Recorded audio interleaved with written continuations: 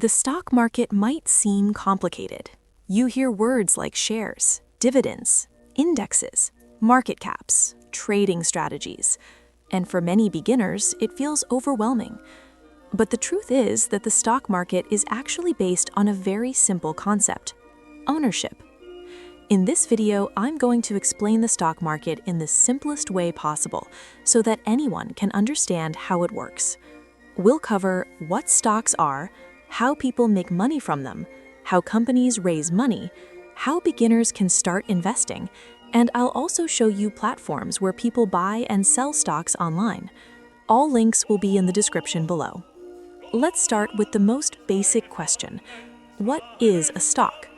A stock represents ownership in a company. When you buy a stock, you're purchasing a small piece of that company. For example, imagine a company divided into 1 million pieces.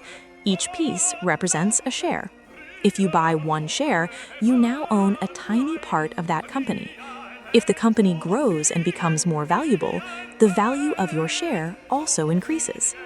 Why companies sell stocks? Companies sell shares to raise money. For example, a company might need money to build factories, hire employees, or expand internationally. Instead of borrowing money from a bank, they can sell shares to investors. This process is called an IPO, which stands for Initial Public Offering. Once the company becomes publicly listed, people can buy and sell shares on stock exchanges. Stock exchanges. These are marketplaces where investors trade stocks. Some of the largest stock exchanges in the world include New York Stock Exchange, NASDAQ, London Stock Exchange. These exchanges allow millions of investors to buy and sell shares every day. How investors make money? There are two main ways investors make money from stocks. 1. Capital gains.